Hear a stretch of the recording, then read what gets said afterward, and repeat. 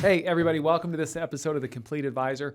You know, I tend to say that every episode is special, but this one, Matt, is truly, truly special. I'll introduce our guest here in just one second. But what I want to tell you about today's episode, we are going to have this is a follow-up conversation with Matt Schuler. Matt, welcome to the show again. Thanks for having me. Appreciate it, Dennis. So we had Matt on, it's been 16 months since the Wow. last time you were on. That's crazy. And I don't know if you know this, but you are the number one episode of the show.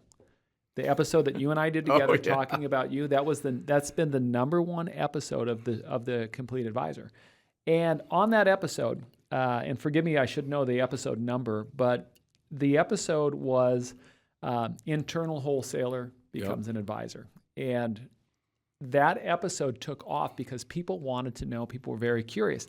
And so I'll give you bona fides here in just a second, but what's special about Matt, so Matt Schuler worked as a wholesaler for a diversified financial services company, and his job then was working with advisors across the country. And one of the things that Matt did is he studied, he learned, had the conversations, did the casework, and observed and studied and observed and studied and went out to offices and watched practices. And through the time that you worked as a wholesaler, you learned you saw a whole bunch of things that worked, and you saw a whole bunch of things that didn't. And then one day, you just said, hey, I can do this and I can do it better. And so when we had our conversation like 16 months ago, you were crushing it. And now we're coming back and we're going to have a conversation about we're going to talk about growth. We're going to talk about evolution, because not only do you have individual clients, but you're also mentoring other advisors and you're helping people do it. So, Matt, again, welcome to the show. Thank you. I appreciate it, Dennis. Awesome to have you here. So let's talk about this. So right off the bat, past 16 months. So let's put our thinking hats on here. Yeah. So so I guess that would put us back in 2023, the beginning of 2023 in that area. What's changed since then? Well, quite a few things. So, for example, you talked about mentoring people a little bit. We've added offices. So I had offices in Colorado and in Kansas City at that point, and one out in Massachusetts. In 16 months, we've added partnerships with other advisors in Des Moines, Iowa, Rhode Island, Little Rock, Arkansas, and then we're looking at another one right now. So we've added almost 4. We have 3 now on top of the other 2 that we had. So the practice is going good? Yep, practice is going really good. And it's not just all me. It's the partnerships and the people that I work with that allow me to do this, right? So the other advisors that, some may not want to handle their AUM, and so they come to me and they say, hey, Matt, I'm Series 65 licensed, but I don't know what I'm doing. I don't want to know what I'm doing. I don't care about it. And so I set up, a deal with them, and I say, well, what if you could get, 50%? I take 50% and I do all the work for you. Sure. And so that's how some of the offices are set up. And they keep their name, and other ones just join BrightPath. That's a big, that is a big deal, because there is through the years you've seen that push of like, you should become, if you're working with people and you're not registered securities in any fashion, you should get your 65. You should get your 65. You should do AUM. Well, you can get your 65, and then it can be. I've seen this a million times.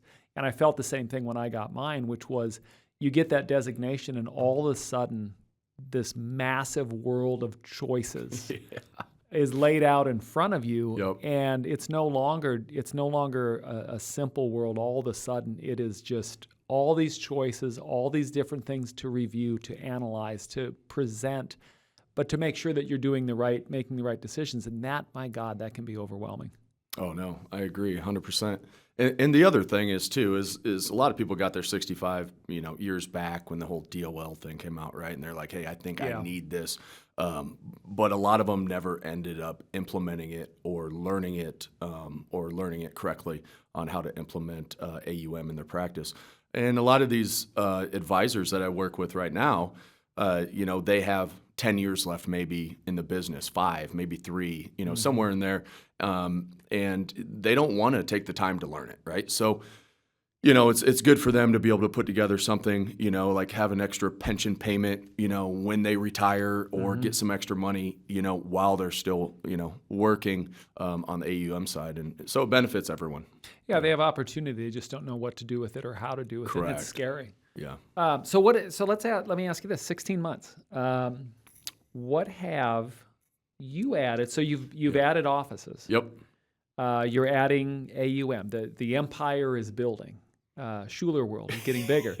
Yeah. So over the last 16 months, with the adding of these additional offices, has that impacted the way that you approach advising clients?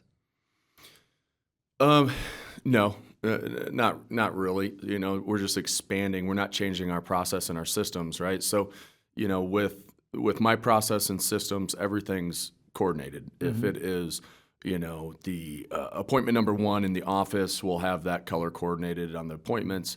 If it's, appointment number 2, will be a different color. But what I'm trying to say here is every appointment has the same system and process. We're doing the same thing on each appointment, 1, 2, 3, or 4. And so we take that and we just educate advisors on how to do that and simplify their practice and their lives. And it doesn't matter if we're in Colorado, Rhode Island, if we're in Kansas City here, we're doing the same thing on each, meeting. Does that make sense? Absolutely. So not really changing what we're doing for the clients, but just, sticking with the same thing, but just expanding the process and systems. Like the X's and O's, the blocking and tackle. But with that being said, so you've had another 16 months under your belt. So anything you've modified, any experiences, anything that said, oh, you know what, let's tweak that a little bit? Oh, absolutely. I'm tweaking things all the time. It doesn't matter if it's my workshops, if it is, my approach to clients, if it's the fact finder questions, always tweaking different things. But if you look at like the last 16 months, and really a lot of people have been concerned about interest rates, have been concerned about safety. You hear people, a lot more people talking about crypto, for example. So for me, I was never big in crypto. I made sure to educate myself on crypto, because that was a question I now get from 65-year-olds, 70-year-olds, 55-year-olds. Is crypto a good thing? So I had to educate and implement that, into my practice. And also with the recession fears and people wanting to be more safe and this and that. Okay, utilizing this tool, what's a different tool that I could utilize and bring the safety in a different way and the upside to the clients and all that. So it's just ongoing education and tweaking little things here and there between my sales system, my fact finders, my seminars, and the investments that I'm utilizing, right? You always have to utilize what's best out there and not just get stuck in what you're used to using, if that makes sense, right? Because you get in habits, and then you can close yourself off from new ideas. Yeah. Do you get, this is just a random thought, when you mentioned crypto. Yeah. So it used to be, I'm long in the tooth here. So it used to be you'd get it, you'd have your clients, you'd talk about the different things, and you'd get all these questions about, should I own gold? Yeah. I wonder if crypto is now the new gold in that conversation. Do you get questions about gold still? Oh, yeah. Yeah. So, without giving any recommendations on the show. Yeah, I'm not giving any recommendations at all. As far as, people asking about gold, I hear that quite a bit, right? And typically, you'll see in the world we live in today, you kind of have the super conservative that think the world's going to end. Super conservative. Doomsday and preppers. Doomsday, we got extra cans of chicken noodle soup and all that kind of stuff, right? And they're coming in and they want to own physical gold. They're like, I just want to move everything to gold, and so we still get a lot of questions about gold. I would say, comparing questions on gold to crypto, it's probably 80% gold to 20% crypto, but that's taken into account where 17 months ago it was like 0% on crypto, right? And now you're starting to get questions. So maybe next year it might be 50% crypto, 50% gold. But it's just, educating the clients, doing all that and showing them different ways to utilize what they're asking about. So what, 16 months, what, since our last conversation, Yeah. what do you think, as you ponder this, what are maybe the most valuable lessons you've learned that you wish you'd known earlier? So you get, Yeah. that last time we were talking about things that, man, I wish, had I gone back to when I started. Yeah, absolutely. Let's look back 16 months ago. Anything that you wish you would have been doing different or that you've learned along the way? Yeah, so so I set up different reviews for my clients. We have them in the fall and the spring, right? Mm-hmm. Some clients we do once a year, some clients we do twice.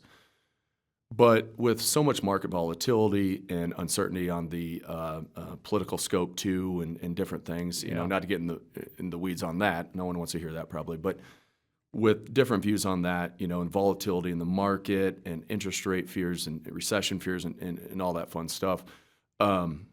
What I've learned is instead of just sticking to twice a year, it's if something major happens in the economy or in the news, it's reaching out to my clients Proactively? before they reach out to me. Does that make sense? So, Absolutely. It could even be an email, it could be, a video, it could be a phone call to certain clients, based on how the clients interact with me on a regular basis. But it's just, hey, and it takes 2 minutes on the phone. Hey, just wanted to let you know this is what's going on and what I heard. I was just thinking about that. Yeah, my wife and I, or my husband and I, we were just talking about that last night, right? So it's just being proactive, because they want to know, right? Different things. It just makes the relationship with the client so much easier and smoother. I had another advisor on here, and he said that along the same lines that reaching out, the importance of reaching out like that is that whether it's good news or bad news, clients really want to know that someone's watching. Yeah, absolutely. He or she, whoever you're talking to, was 100% right. Absolutely. They want to know that right? They want to make sure they're not just working with someone that's, took their money, threw it in some model, and doesn't pay any attention to it. Yeah, exactly. So you've got a program called Retire for Life. Yeah. And that, I know that you've added a ton of other advisors that are using that now. Yeah. Any adjustments or improvements based on feedback or experience that you've added over the last 16 months? Yeah. So we've been tweaking that quite a bit, and we have each year. But really, over probably the last 6 months, I started to create new workshops off of Retire for Life, so like spinoffs. So, for example, I just got a website. It's Ladies First Retirement, right? And so .com. Let's throw a plug in there. And there you go, ladiesfirstretirement.com. We haven't even built it out yet, so if you pull it up, it's just going to show some. I don't know what it shows. Wait, did you buy the domain name? Because I don't want to. Okay. Yep, I bought the domain name. Okay. We're good there. And Creative One should be working on the website right now. And so we took Retire for Life and we just added some more bullet points on widows and divorcees and single women in retirement and what some of their top concerns are, make sure that we touch on those, and added more on long-term care, because studies show that that's like the number one concern for a lot of women is long-term care. Sure. And where us men, we're just not smart enough to actually understand how to use it, right? But so building out that workshop, we're going to do a mailer on that and a workshop on that October 3rd. So that'll be the first one. That's going to be a test run. So that's just the first one. Second one is utilizing Social Security mailers, but then taking the Retire for Life and shortening it, right, into a 1-hour process where we still talk on Retire for Life for the first 15 minutes. So we do Social Security for 15, 20 minutes, and then we end with taxes. We do taxes for 15 minutes. But we advertise on Social Security. Now, underneath it, it still says income planning and some taxes. But just a little flyer, nothing fancy. We send that out. So we've gone from just doing strictly the Retire for Life workshop, which we still do, okay, to finding different ways to utilize that content to different demographics, ages, and stuff like that. So tell me about the challenge. This has got to be a challenge. So you've got your personal practice, your work, you're mentoring with and working with other advisors. You've opened these additional offices. How do you I mean, that's got to be a big challenge, managing other people now. Yeah, it's a different world, right? So, I had a couple hires in my local office when I first went out on my own, Right. and they just weren't good hires, How'd you find right? Just through LinkedIn, Gotcha. right? They said, hey, we do this, we do that, and they come in, they're just not a good, mix. So instead of looking for like credentials, I'm talking about for my home office here in Kansas City. Instead of looking for like credentials and who has this license and that license, I just find people that seem to be honest, outgoing, and can talk with anybody. And then I can take them and mold them and show them the system and the process, right? As far as expanding outside of Kansas City and partnering up with other advisors, I make sure that that advisor has the same qualities, right? They're going to have a life license, they're going to have a securities license most likely, but do they have the same qualities? Are they trustworthy? Are they outgoing? Are they optimistic? Are they, So, and if they have that, and good work ethic is what I was going to say last there. If they have that, then it makes the partnerships so much easier, because what we're able to do at that point in time is I'm able to, for certain people that don't want to do the workshops, okay? So like down in Arkansas, they don't want to do the workshops. So I come down and I speak and I do the workshops and everything else, but I know when I leave, they're going to do the paperwork from start to finish, right? So You they're know going the quality of the I know work the that they're doing. quality and all that, so I don't have to worry about it. So it's just finding the right people to partner up with, and everything else is pretty easy. And then just making sure you have a great office manager, and I have an office manager, and she is just absolutely amazing. And so I would say that's the biggest key right there, and then partnering up with advisors and other people that you trust. Well, let's talk about something. Let's talk about you on a personal level. With that expansion, how do you manage your time? Because you have you've got a lovely wife, you've got kiddos, and you've got this business you've got your business here, and you've got the expansion. How are you managing all that? It's the staff, right? So like I talked about my office manager, she's doing all the paperwork. So if I do a workshop, the fact finder that I do, over the phone will be done typically by someone else. And then I do the meeting. I go over the plan. Let's say the client says, let's move forward. Then I have my office manager put together all the paperwork, do everything else, as far as getting the signatures, everything. And then when it's time for my signature, I come in and I sign it, and then she submits it. All right. And then we do the follow-up together as far as the emails we get from Creative One or Schwab or whatever it is, right? Sure. If we're missing anything. So that allows me to not be in the office all the time, right?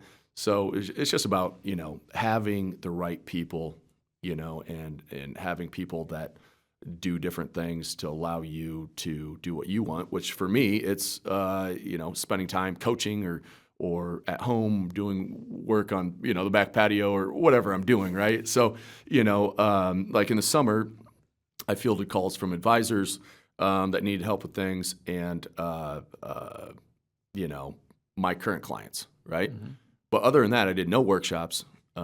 I did no reviews. Those are fall and spring. Client calls in, needs help, absolutely. But I take a month and a half off. I'll do the same thing a week before Thanksgiving until January 15th.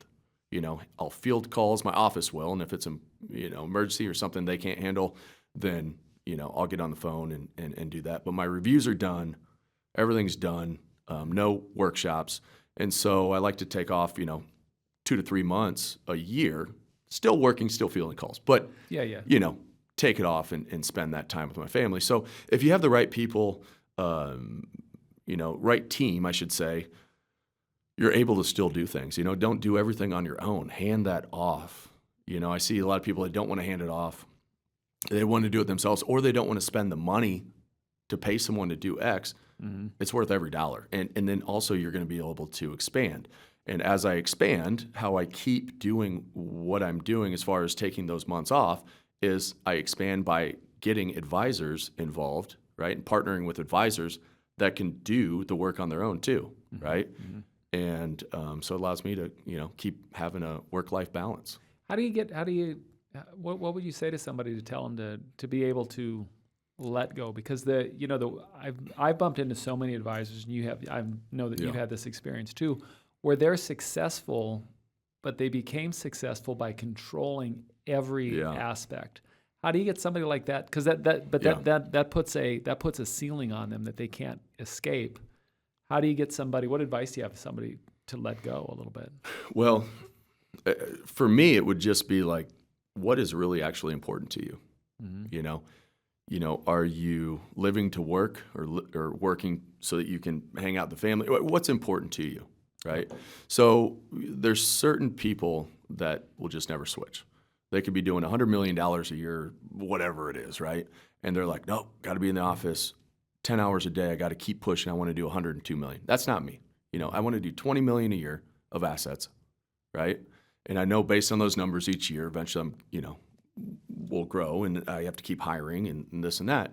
But that's all I want to do, because it allows me to still do whatever I really want when I want, trips with the family, this, that, all that kind of stuff. So if it's someone that's hesitant to do it, but their biggest priority is their family and having free time, I would say, you just got to take the leap. You got to do it. And guess what? If it doesn't work out, if you can't find anybody, if you just can't do it after maybe 6 months or 12 months, then go back to what you're doing, right? But, I would say definitely do it, because by paying my office manager, by paying a couple people, it's changed my life and my stress levels.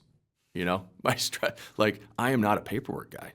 I want to pull my hair out. That's probably why you're missing yours, That's right? why it is, so, 100%.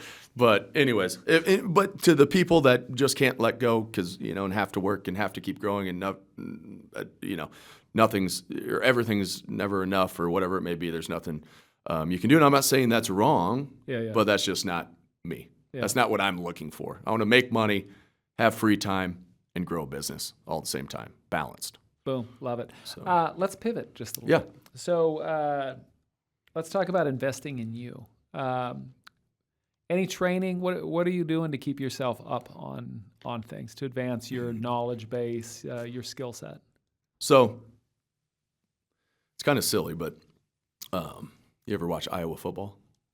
It's like the best football program in the country. I'm a Big 12 guy, so pass. Hard pass. Oh, basketball conference. I'm talking about football conference. Okay, so, anyways, sorry. But, Kirk Ferentz, the head coach of Iowa, if you watch him on the sideline, every week he writes down like 7 different things on 7 different players, and he has a piece of paper and a pen. And it's one thing they did good, one thing they did bad, right? Mm-hmm. I do the same thing every week. So it's 7 things.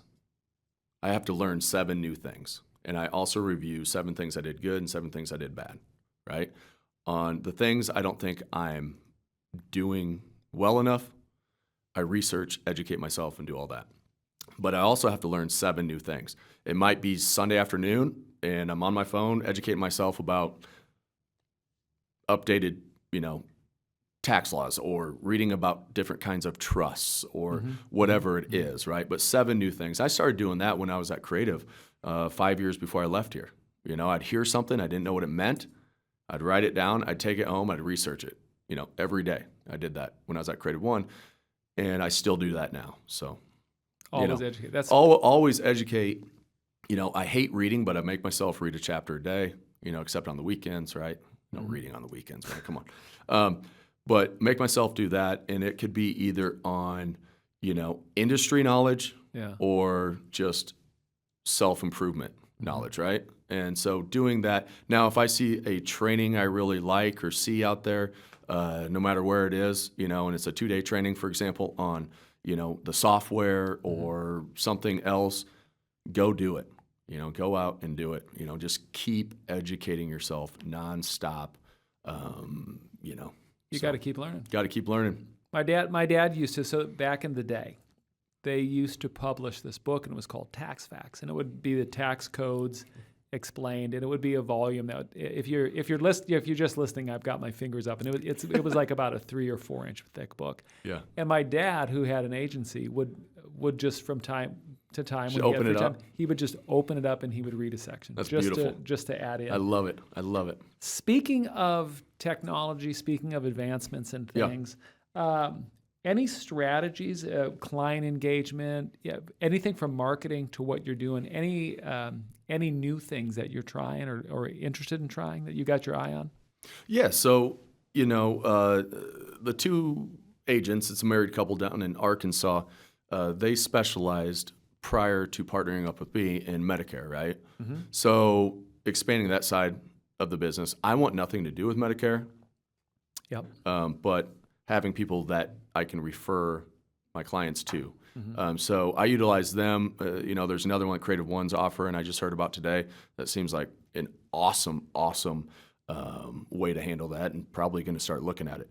But implementing other sides of practice, partnering up with an estate planning attorney, which I've done, and having a resource for my clients to go and talk to an attorney about, trusts and all that kind of stuff, and then partnering up with a CPA who I can bounce ideas off of on the tax planning side, and also send clients that want or need a new CPA too. Mm-hmm. So it's all that kind of fun stuff, right?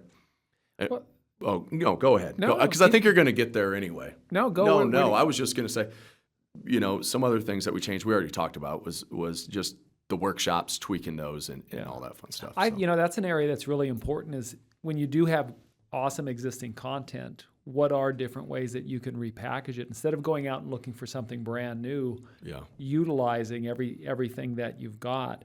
So I've got a question for you. Yeah. So you're a unicorn. You have that. You're a special unicorn, man.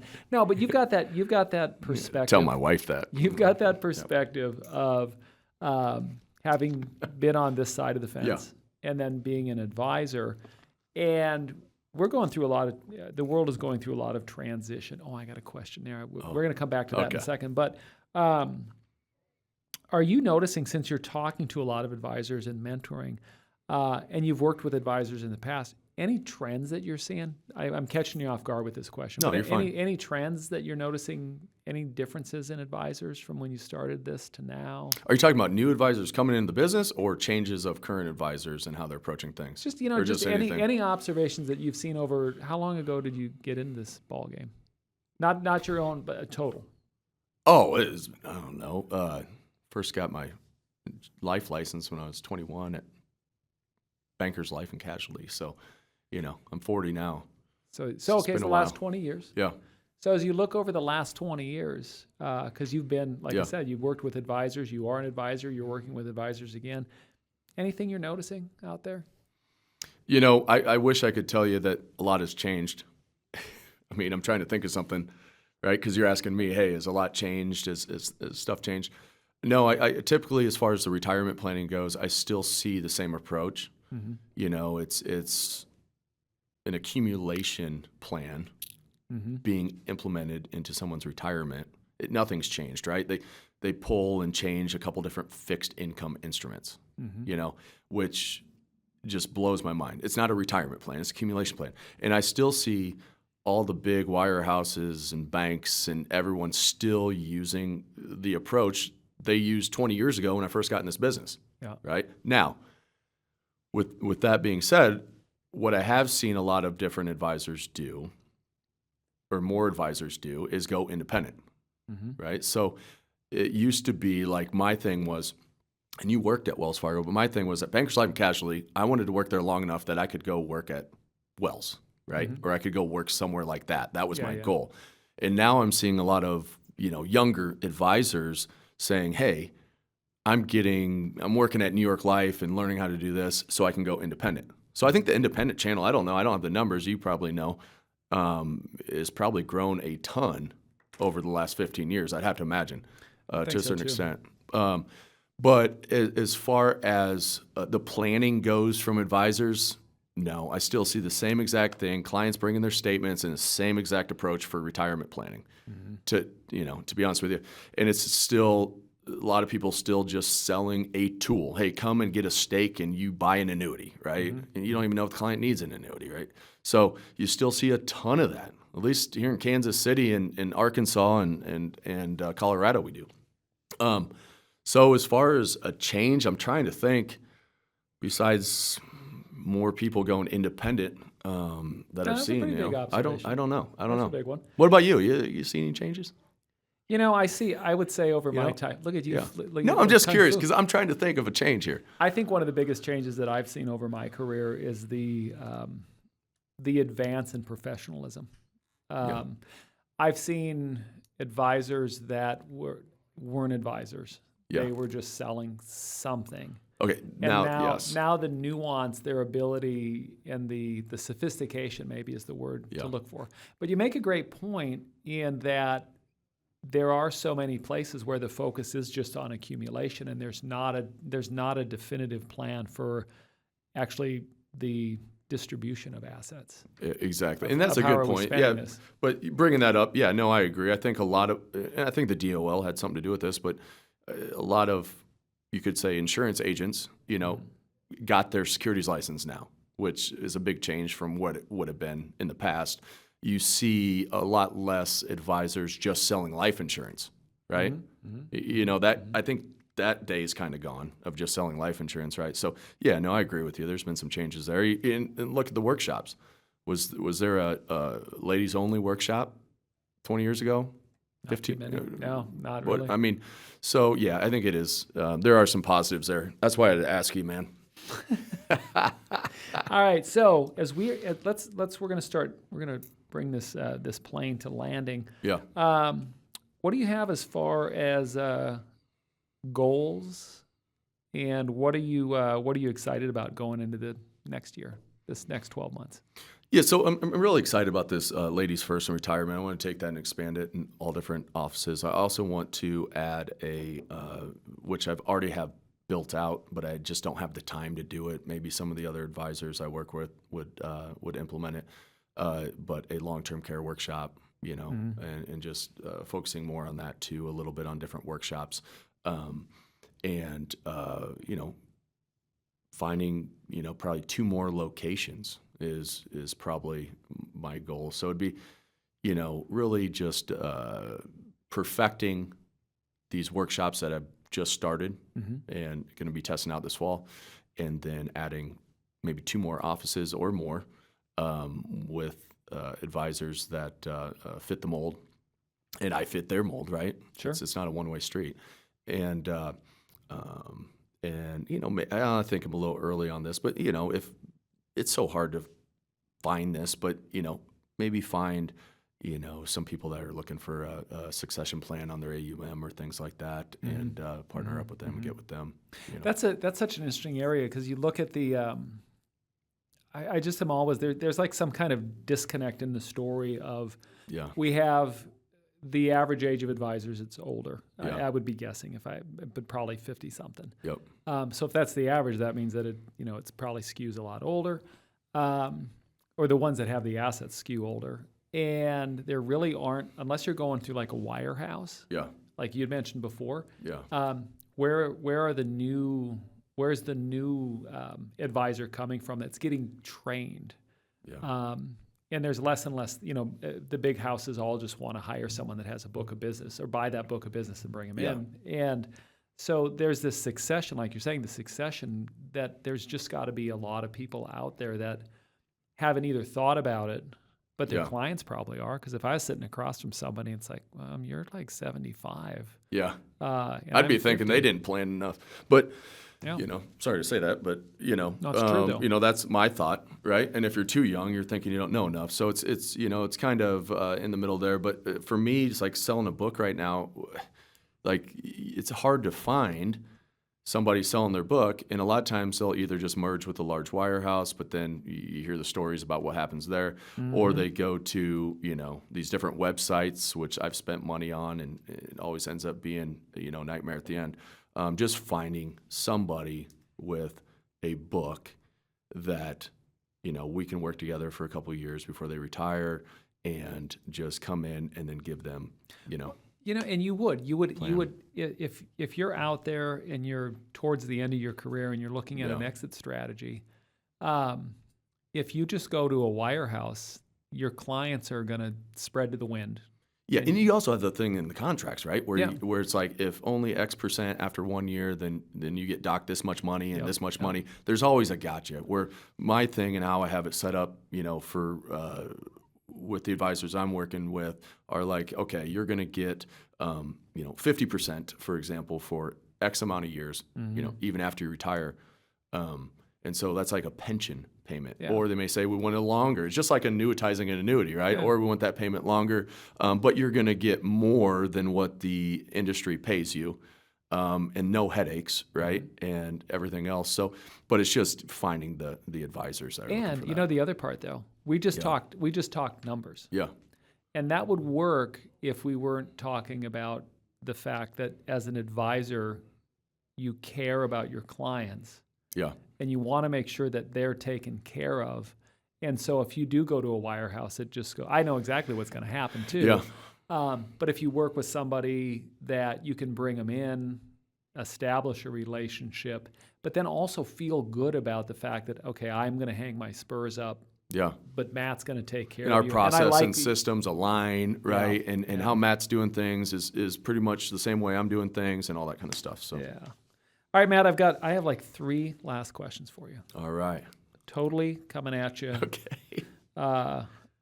Without your knowledge. Beautiful. So actually 2, because I already asked one.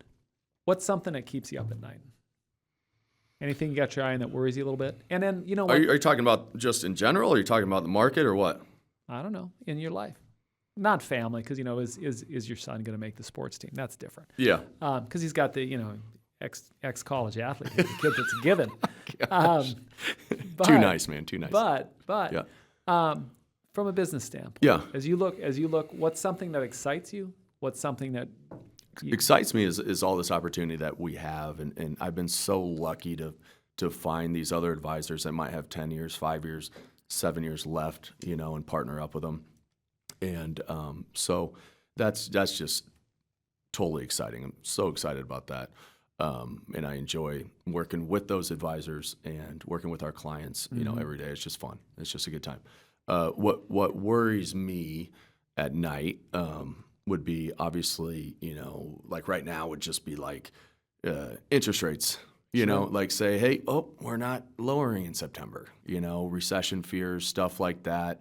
Because if you're an advisor, I mean, that's a lot of stress, right? And what's coming after that, right? Yeah. Now, how we position our clients, investments and money, we do a good job of that, but to prepare for stuff like that, but it still stresses you out. And then you got the other thing would be like political. We got an election coming up, and I'm just like, oh my goodness, because what happens is you have one half of your clients that are going to come in saying one thing, the other half, and that's going to be the first 20 minutes. Okay. Let me ask you a question about that. Yeah. So as a former advisor, yeah, and somebody in sales, mm-hmm. I don't think I've given my opinion on politics, to anybody outside my family, ever, because I'm in sales, right? So absolutely. How do you handle that? Because that is like, so for. I do not like to do this. I do not like to I don't like to put a date stamp on a podcast. Yeah. But so we're sitting here. We've got the presidential election coming up, but we're going to drop this episode before then. Yeah. But so how do you handle those conversations? Do you just smile and nod, or do you just? I give my input on their concerns based on what I think the economy is going to do. Nice. There based you go. on which direction it goes, right? So. So I just stick to the facts of what I believe is going to happen in the economy, what could happen, all that kind of stuff. So they're saying X, Y, Z, and I say, well, okay, I understand your concerns, but let's get back to, really what you're here for, and that's the money. And my job is, so I'll say, if this happens, what you're talking about, then this is what we have set in place to offset that. If that happens, this is what we have, So I bring it back to their investments and their wealth management and, don't go down the rabbit hole with them. So. I couldn't agree more, because the craziest thing to me is I honestly, I don't care how you vote. Yeah. I just vote. I do want you to vote. Go vote. Yeah. But that's why the process is anonymous. And I just hate, this is just my Yeah. personal comment. I just hate that it's like sports teams. And if you're on that team, you're the doggone devil. And it's like, no, they just think that it could be done a different way, for God's sakes. But now it's like, I'm disinheriting you, because you're voting blank. Well, they bring, especially over like the last 10 years, right? They bring it into the office, and they have a lot of legitimate concerns, and some concerns I don't think are legitimate, right? But it's not up to me to decide if they're legitimate or not. It's up to me to answer their question, right, with what we have over here regarding their money and how it's protected from the question they're asking. Does that make sense? Matt, that makes 1,000% Perfect. sense. That is awesome. Okay, so as we're in the glide path now. Yeah. So what advice would you give to an aspiring financial advisor? I would say, first of all, set your goals higher than what you think they should be. I never thought that I'd be doing what I'm doing right now. So my goals when I first went on my own are not nearly close to where they are now. And there's a lot of people, a lot of advisors that do a lot more business than me, right? And there's a lot that do less. But it would be setting your goals higher. And what I mean by setting your goal is, what is the number you want to get to that you can have a work-life balance, and you're making the money you want to make, right? And you can still do what you want. That would be, number one. Set your goals and your priorities first, and set them a little bit higher than what you think they should be. And the second thing would be, spend the money to get the help you need running your practice. Spend the money. I never thought I'd be paying salaries, but I am, but it's the best decision I've ever made. And my admin will never listen to this, but if she was like, I'm leaving tomorrow, I'd be like, I'll double it. Like, it's the best investment ever. So you do those two things. And then just the last thing I would say is just continue to educate yourself. There's so many advisors I hear at different gatherings that will say, no, you don't ever do that. You do this. And this other person saying, don't do that. You always do this. Well, in one situation, client would be better off using this. The other one use this. So especially if you came from like a home office, like a bank or like a Northwestern Mutual or one of those shops, not to bash them at all, but you've been drinking the Kool-Aid, get outside your comfort zone and just educate yourself on all the different methods and all the different ways of investing. I have always believed that if you're in sales, you should be able to sell it or kill it. Yeah. You should be able to, I should either be able to tell you why you should have it, or why it's the best thing. I should also be able to tell you why it's terrible. I agree with you 100%. You have to understand both sides. I agree. Amen. Nice. Matt, I have to tell you, one, it's a pleasure to be a friend. Right back at you, brother. I love watching your career. I'm really excited for it. I actually appreciate it. This will sound weird. I'm very proud of you. I appreciate that. Thank you. And I'm right back at you, man. Thanks, man. I appreciate you being a guest on the show. So, I appreciate you having me. We're going to have you back because we have other things to talk about. All right. For everybody else, though, this is the end of this episode. I'd ask a favor of you. If you could like, subscribe, follow the show. That helps us spread this message out, because this show, The Complete Advisor, is about real advisors, real talk, not academic nonsense. What matters to you, what matters to your clients, what matters to your practice, that's what we want to talk about. So like, follow, subscribe. That way you know when a new episode comes out. And then also, if you get a chance, drop a comment. I read them. If you've got a suggestion for the show, criticism, I love reading criticism. But if you've got criticism, constructive or non-constructive, I'll read it and I'll think about it. But with that being said, thanks, and we'll see you next time.